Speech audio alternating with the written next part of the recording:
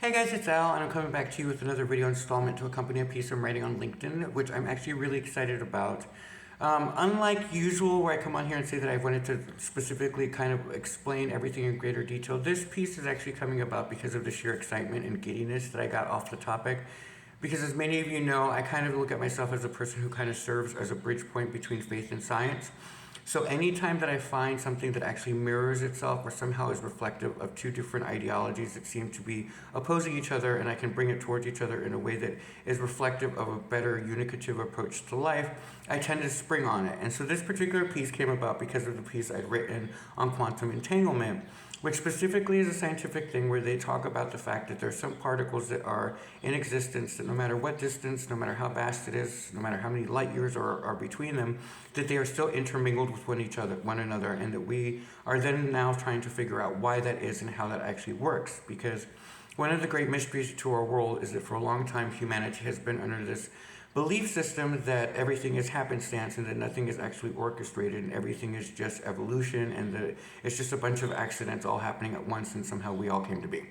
And one of the things that I as a spiritualist have always had an issue with that is it's very limiting on how much we are allowed to explore beyond a boxed mentality. So when this particular thing popped back up, even though I'd studied it a long time ago, it kind of made me revert into a childlike state where I just started to really look at it from an innocent perspective, and I took a couple steps back, and in doing that I kind of looked at it from a macro to microcosm kind of way, and what ended up happening is I just became very childlike and very happy with the topic, and I woke up today and I was all excited about doing this post and so on. So I wanted to share with you why this is happening and where this thought process is coming from.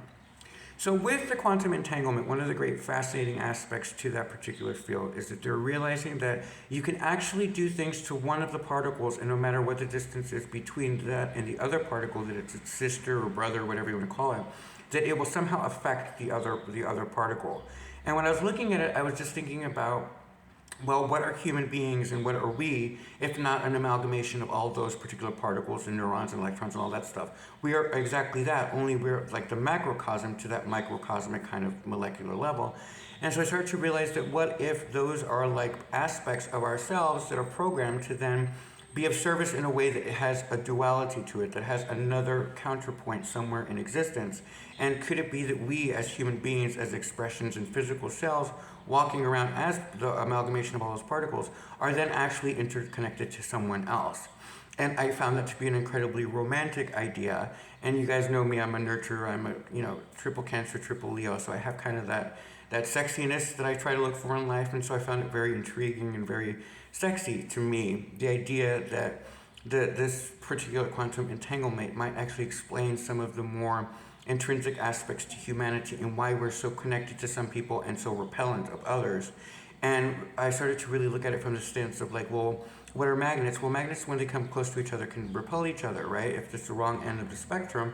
And I started to realize what's good for the goose is good for the gander. So I started to go, oh, well, what if it's not just some sort of weird programming, but it's actually part of our DNA structure, part of this particular quantum entanglement, where we attract the right energies and the right communities and so forth, built upon our own internal programming, where the particles register its other brothers and sisters, if you will, and if that somehow bears some sort of truth in our experience as to why we then immediately can fall in love with one person and immediately hate another person, right?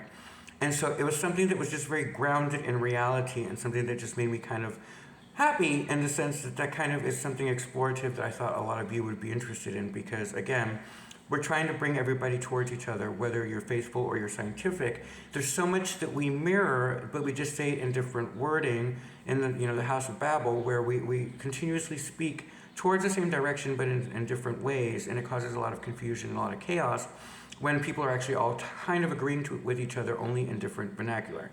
So in this particular lens, what I started to really look at was the romanticism behind the Romeo and Juliet orchestration that seems to be happening with this quantum entanglement, where these particles, no matter what adversity that they face, they seem to be interconnected no matter what.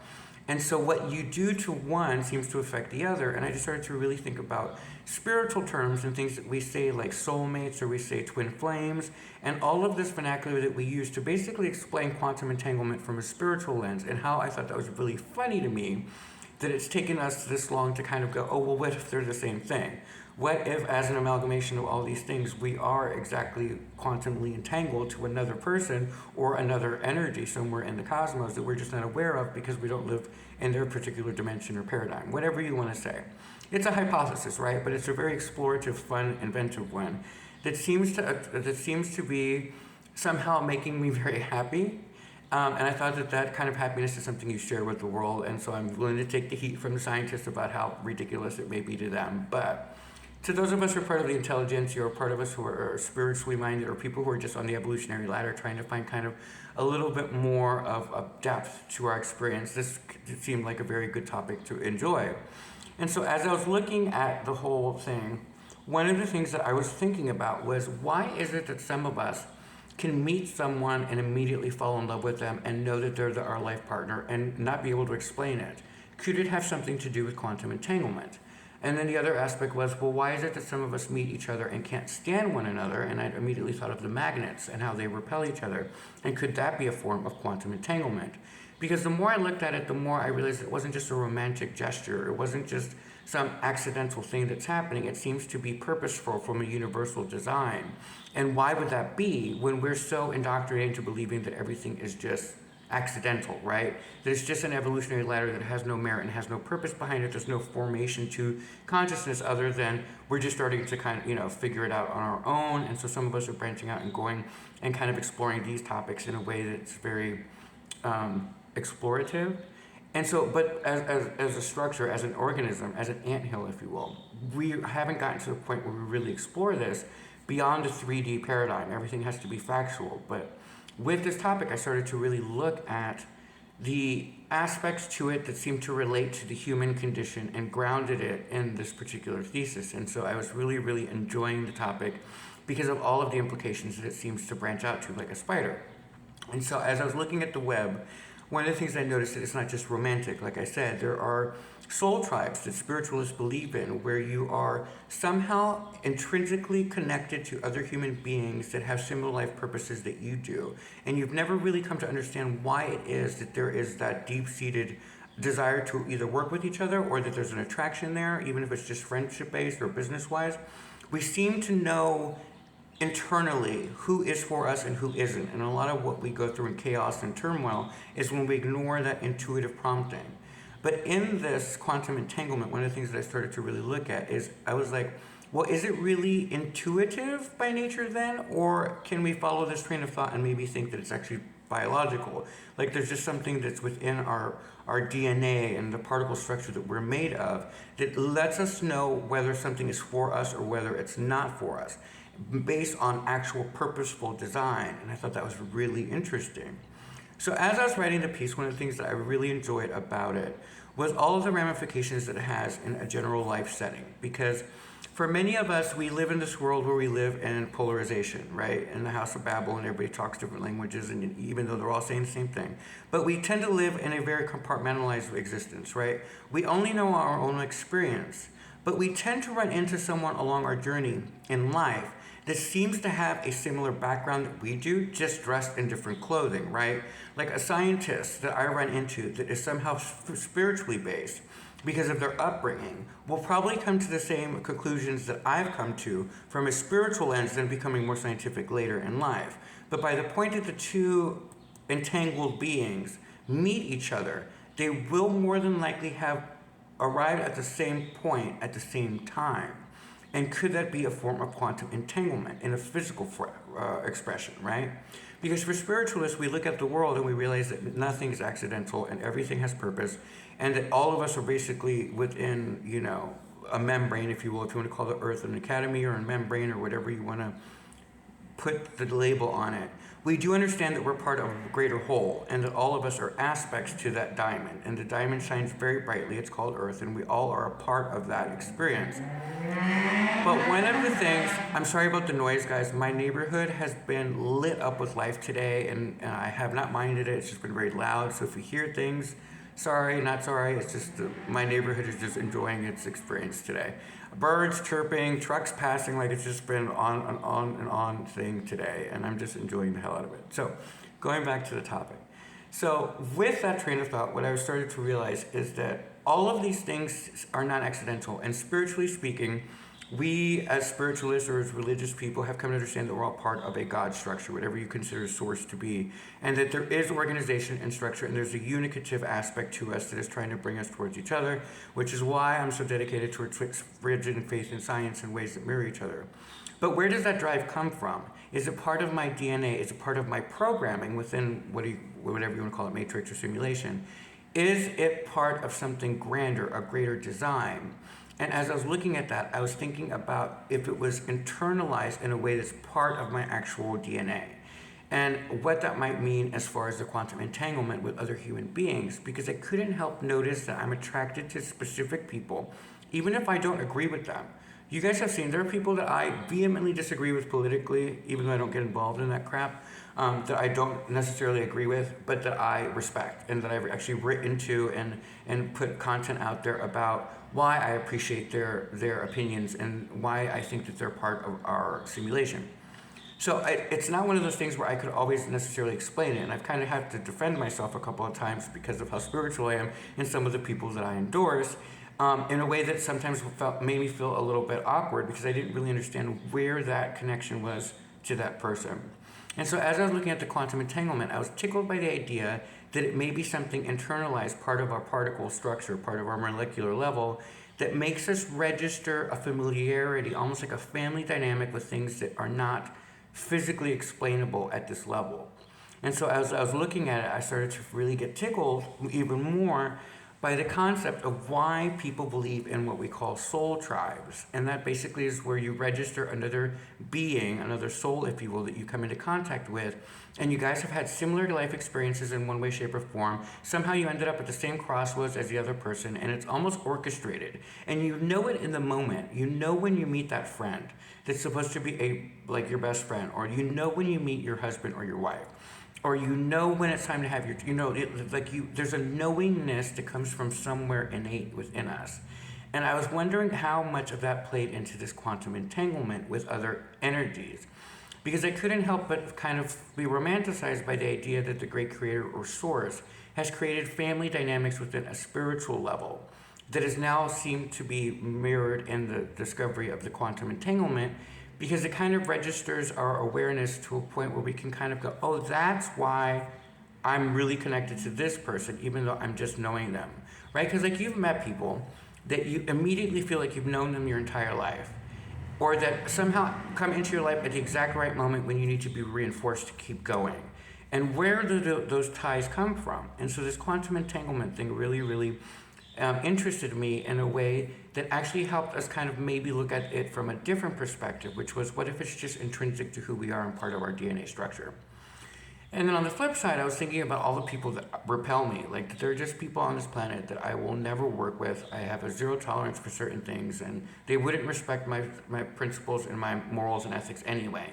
But I wondered if that was also part of quantum entanglement in a reverse order, where like magnets, they were meant to repel each other for a specific reason. Right? Because everything, even good, there's no such thing as good and bad necessarily. There's just opposing ends of something. They're trying to work something out. Now, we can say that they're evil people on the planet, but they're also very good people. So do you see? But is that a quantum entanglement in and of itself in a different kind of lens, right? Is there an equal amount of good people, quote, good people, and an equal amount of opposing ends to those good people in every situation in order to help the species evolve?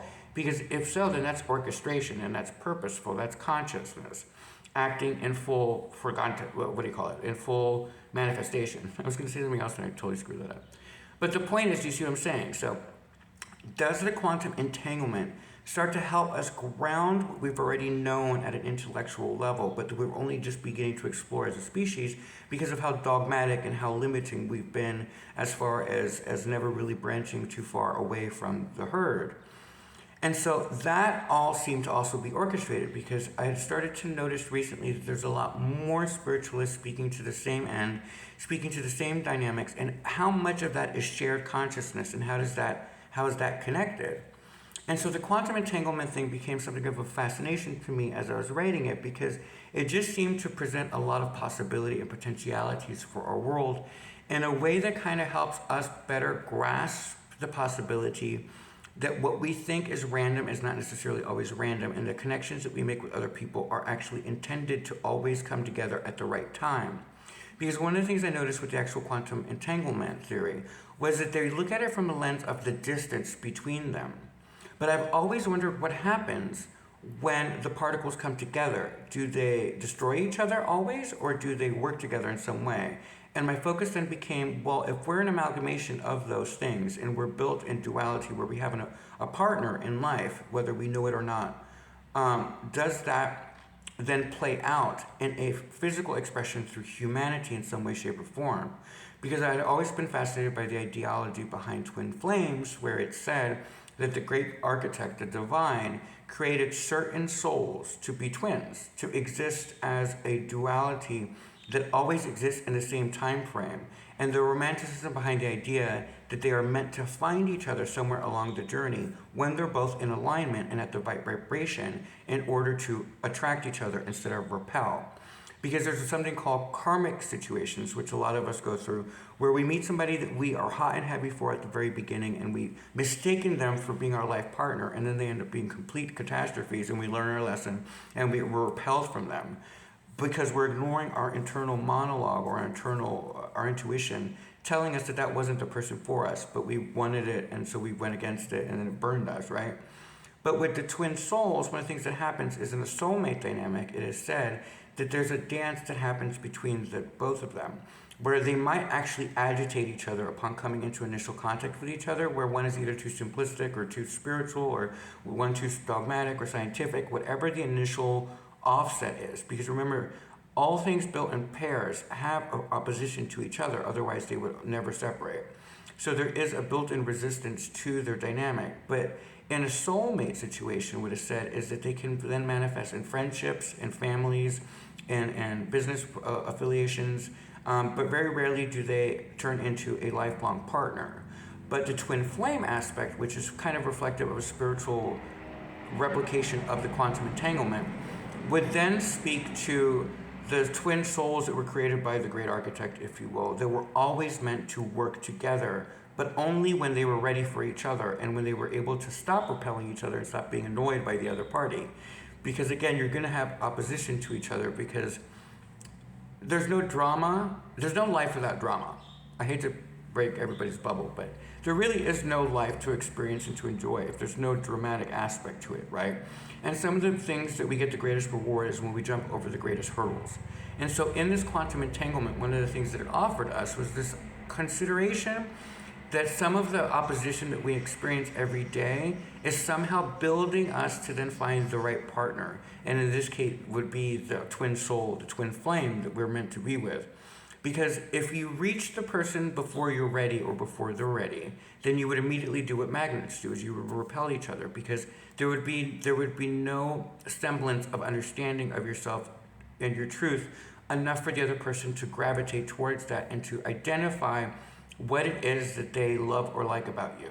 It would always be kind of a weird dance that really never formed properly, because there would be some sort of misunderstanding or other people's opinions would somehow get in the way. Whereas in quantum entanglement, once the people come together, once the particles come together, the theory is that they are inseparable from then on. That the entire journey of manifestation is for those particles to find each other and then to either destroy each other, I mean, that's a theory, or to somehow build something new. And in the theory and spirituality behind the whole twin flame thing is that once the two come together, it is the third energy that they create, having met perfectly aligned with each other. The third energy, whatever they create together, could not exist without both of them being in right alignment, in the right entanglement, in the right situation, and in alignment with each other and their understanding and background of each other, regardless of how different it was. But was the outcome the same, and do you have the same morals, ethics, and mission in life? Because if you do, then the entanglement would immediately bring together, and that third thing that you built would be astonishing to the world, right? That is the theory behind esoteric theosophy and a lot of other faiths that look at this ideology behind twin flames, right? And quantum entanglement now is reflective of that in a much more molecular level, but nonetheless still reflective of the same thing, which is basically something in the universe somehow, whether it's part of the initial explosion or whatever you want to origin base this from, has created a dynamic that exists where particles in physical science are aware of each other in a way where they don't even necessarily know that that the other exists, but they affect each other. But there's no awareness to the particles that we are conscious of, right?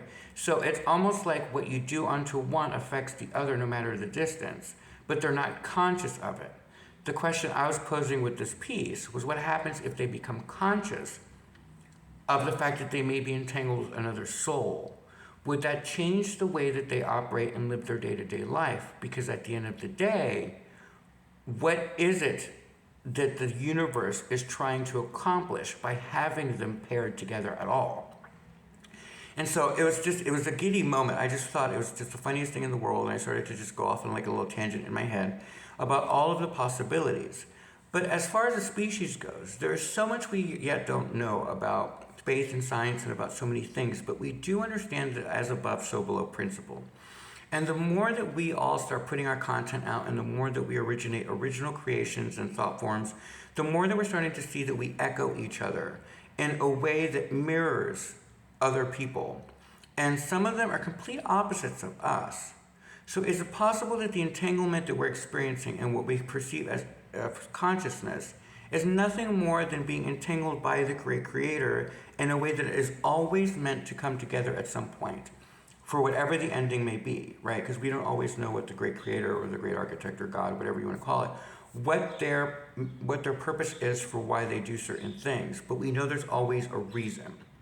So this piece was exploring the possibility that where science is keeping them apart in order to see how resilient the connection is between the two, that maybe we in the physical 3D experience are amalgamations of that and we're being brought together in order to do something greater than what we can do on our own. And I found that incredibly sexy. And so the whole piece really came about me being tickled about this idea that what we've been spiritually speaking to and what the New Age movement and religious leaders and everybody has been talking about soulmates and all this stuff, might actually have some semblance of reality in the quantum entanglement, because we're realizing that there are literally particles that exist in our universe that are intertwined for the rest of their experience. However long those particles exist, right? And what do we know about energy in general? Anything that's built in energy never dies. So they are permanently linked to each other. And I just thought the exploration of why that might be would be interesting, because I've always said that humanity sits in an academy where we're learning, but we're an amalgamation of plants, minerals, all of these things. And as those graduating students, those souls, if you will, that are the amalgamation of all those things, that there must be an order to the chaos, and there must be a reason why certain people experience same backgrounds and different dressing, right? Like, have you ever noticed that there are people who end up together sometimes that are a perfect match for each other that have had similar traumas in their past? And is that by design, or is it accidental? But then when we look at quantum entanglement, we start to realize that there's really nothing accidental about these particular pairings, because it's not like all particles are interconnected to each other. It's just specifically chosen particles that have a connection and intermingling with another. But not all particles that come into contact with each other have any familiarity, so that it's not the same dynamic. So what is that anomaly coming from? Where is it coming from?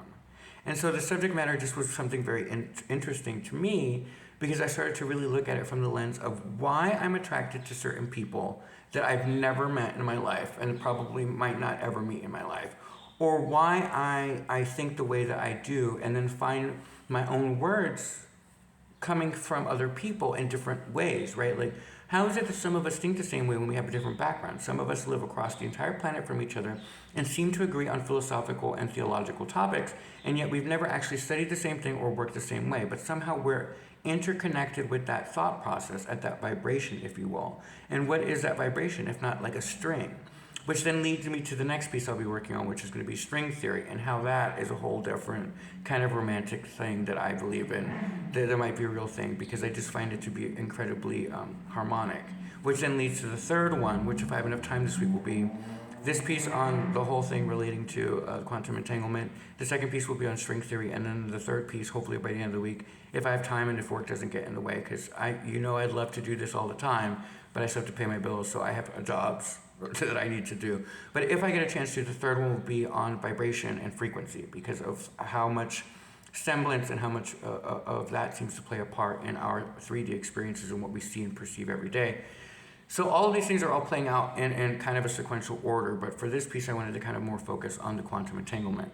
But there is some form of invisible string that seems to connect us, and basically what I want to end this piece with is, when you look at the whole thing with quantum entanglement, is the universe anything more than an orchestration, a symphony if you will, that is somehow interconnected by invisible strings that are pronounced with these particular entanglements, like notes within a particular piece of music? And if so, then what are the ramifications that means for our overall understanding about what the universe is actually made of and what its purpose is? Because, as I've noted in previous pieces, one of my big things that I really believe in is that dark matter is nothing more than the consciousness that has not been tapped into yet, right? Like, I believe it's part of creation that is accessible and is alive with energy, because again, energy never dies, that has still just not been resourced. And that the more that we expand consciousness, the more that we will understand dark matter, because it's just untapped potential within a universal construct, right? But now I'm getting on a tangent. The point is, with quantum entanglement, the thing that I found really rewarding about it is that it basically grounds this idea that some of us are made to find each other.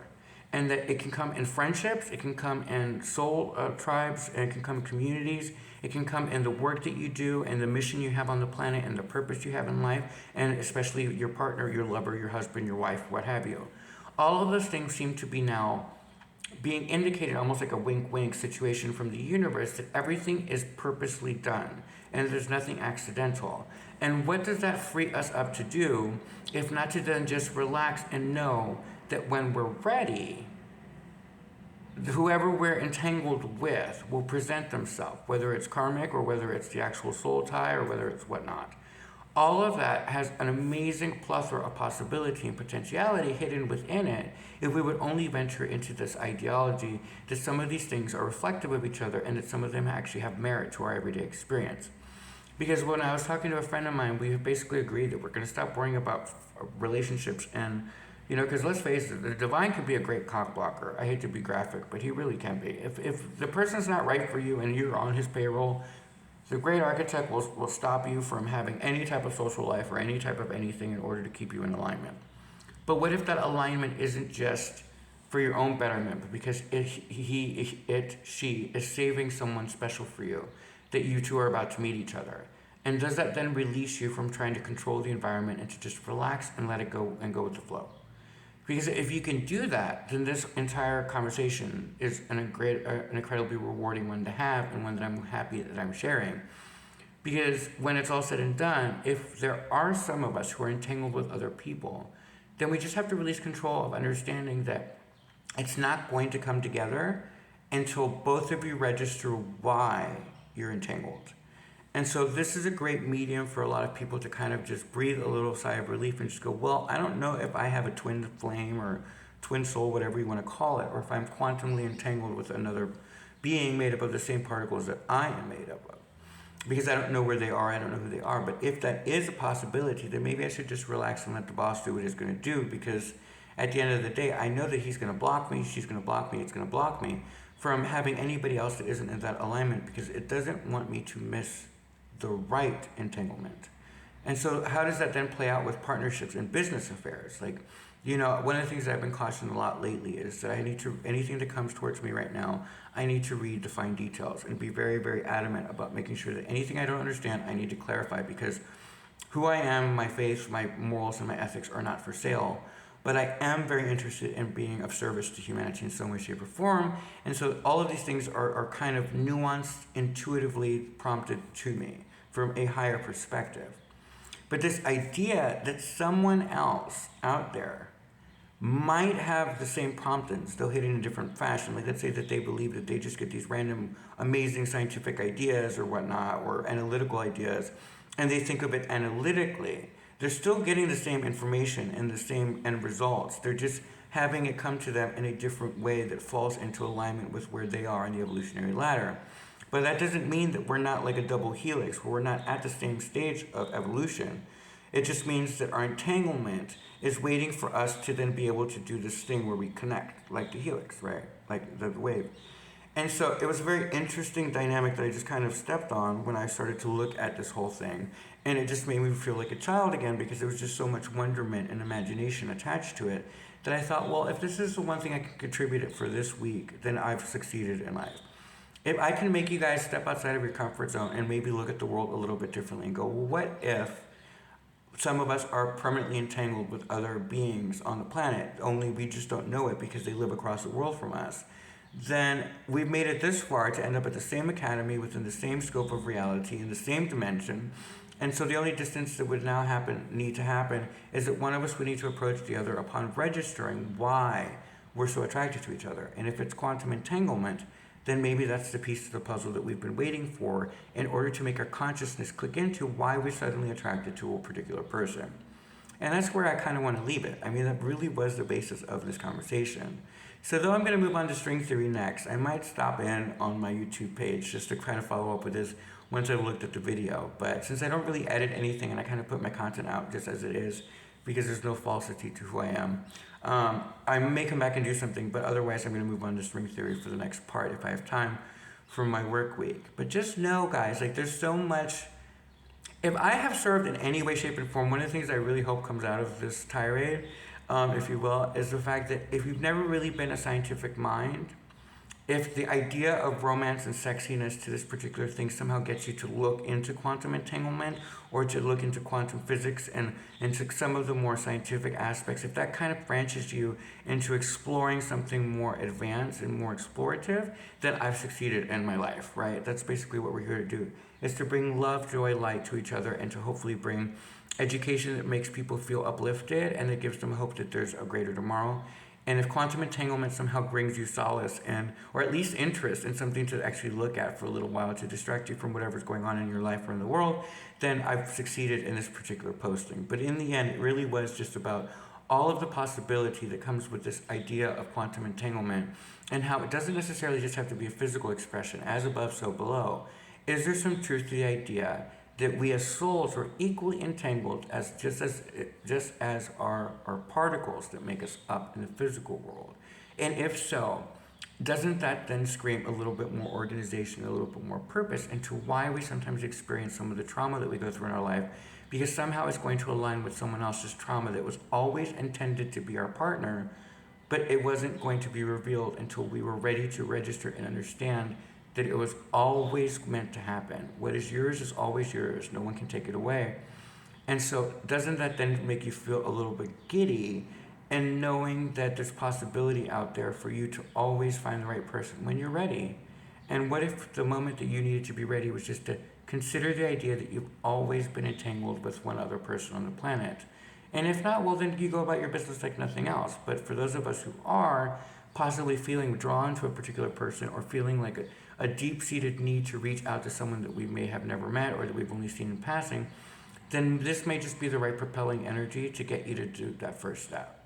And that's where I'm going to leave it. I hope you guys have a blessed day. I hope this made sense, and I hope this brings you some sort of smile or joy in your life. Have a good one.